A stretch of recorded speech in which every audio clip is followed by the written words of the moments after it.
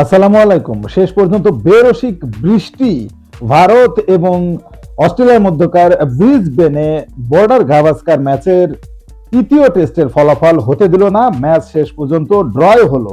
না ভারত জিতলো না অস্ট্রেলিয়া। তবে এই ম্যাচটা যে ড্র হবে আগের থেকে বোঝা যাচ্ছিল, কিন্তু টুইস্ট জমে উঠেছিল যখন অস্ট্রেলিয়া দ্বিতীয় ইনিংসে 89 রান করতেই 7 উইকেট হারিয়ে ফেলে এবং তারপরে তারা আবার ডিক্লেয়ার ঘোষণা করে। অস্ট্রেলিয়ার আসলে রক্তের ভেতরে কিন্তু আক্রমণাত্মক এগ্রেসিভনেস একটা ভাব আছে এবং এই কারণেই কিন্তু তারা ওই সময়ে ডিক্লেয়ার করে। অর্থাৎ সেই সময়ে ভারতের জয়ের জন্য রান দরকার ছিল 275। মনে করেন যে 20-30 ওভারও যদি খেলা হতো এবং সেই সময়টাতে ভারত আসলে যে কি করত, আক্রমণাত্মক ব্যাট করতো নাকি টেস্ট ড্র করার চেষ্টা করতো, অনেক প্রশ্নেরই জবাব মিলল না বেরসিক বৃষ্টির কারণে। ব্রিসবেনের এই টেস্টের 5টা দিনই আসলে ভুগিয়েছে বৃষ্টিতে।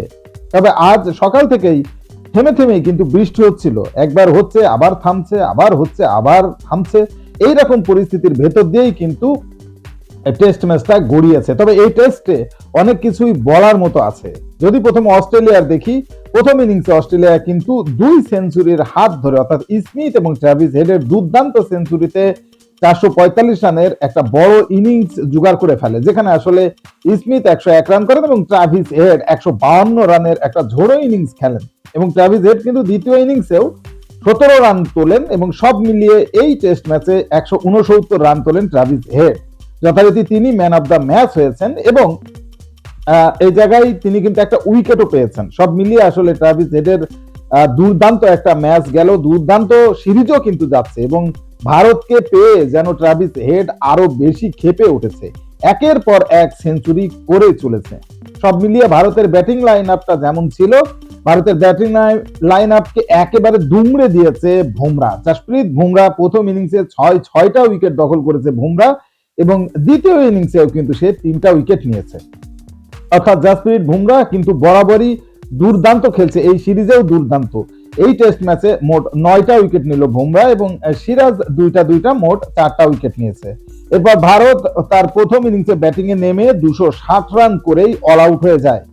যদি ভারত ফলোয়ানটা এড়াতে না পারতো তাহলে কিন্তু কেলেঙ্কারি হতো, এই টেস্ট ম্যাচ ভারতের হাত থেকে ফসকে যেত এবং সেই কারণেই ভারত যখন ফলোয়ান এড়িয়ে ফেলে তখন কিন্তু বিরাট কোহলি, রোহিত শর্মা, গৌতম গম্ভীর সকলেই অত্যন্ত খুশি হয়েছিল। মানে ম্যাচ জেতার দরকার নেই, ফলোয়ান এড়িয়ে ফেলেছে, তার মানে ম্যাচ তারা সেভ করে ফেলেছে। কে এল রাহুল দুর্দান্ত ইনিংস খেলেছিল, 84 রানের একটা ইনিংস খেলে কে এল রাহুল এবং দ্বিতীয় ইনিংসেও কিন্তু সে 4 রান করে নট আউট থাকে। সব মিলে 88 রান করে কে এল রাহুল এবং কে এল রাহুলকে সঙ্গ দিয়েছে দুর্দান্ত ভাবে রবিচন্দ্র জাদেজা। জাদেজাও কিন্তু রানের ভেতরে ছিল না দীর্ঘদিন ধরে। জাদেজা 77 রান তোলে। মূলত কে এল রাহুল এবং জাদেজার যে পার্টনারশিপ, এই পার্টনারশিপে ভর করেই কিন্তু ফলোয়ানটা এড়াতে পারে এবং শেষের দিকে বুমরা দুর্দান্ত ব্যাট করেছিল এবং তাকে দীপ সঙ্গ দিয়েছিল। সব মিলিয়ে আসলে ইন্ডিয়া যখন ফলোয়ানটা এড়িয়ে ফেলে 260-এ অল আউট হয়ে যায়, তখনই এই টেস্ট ম্যাচের ভাগ্য গড়ে গিয়েছিল। তখনই বোঝা যাচ্ছিল যে এই ম্যাচ কেউই জিতছে না, এই ম্যাচ ড্রয়ের পথেই যাবে।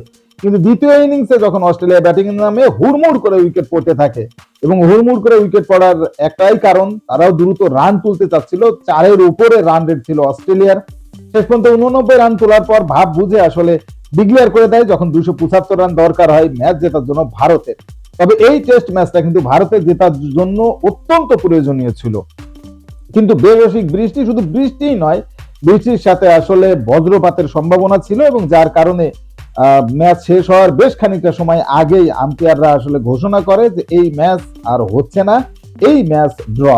তারপরে বলবো যে ব্যাড লাক অজিদের জন্য, কারণ জেতা ম্যাচটাই যেন তাদের পকেট থেকে একেবারে বের করে নিয়ে গেল ভারত এবং জেতা ম্যাচটা তারা ড্র করে ফেললো।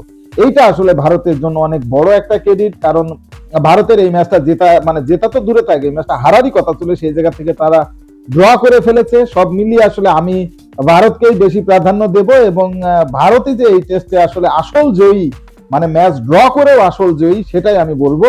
আপনাদের কেমন লেগেছে টেস্ট ম্যাচটা কমেন্টে জানান। আর এই ম্যাচের যে লোমহর্ষক ঘটনাগুলো ছিল, বিশেষ করে ট্রাভিস হেড, কে এল রাহুল, স্মিথের সেঞ্চুরি গুলো কেমন উপভোগ করেছেন, আর আপনি কোন দলের পক্ষে ছিলেন, ভারত না অস্ট্রেলিয়া, কমেন্টসে জানান। স্পোর্টসের সর্বশেষ আপডেট জানতে স্পোর্টস ফিভার চ্যানেলটি এক্ষুনি সাবস্ক্রাইব করে বেল আইকন বাজিয়ে দিন। ধন্যবাদ।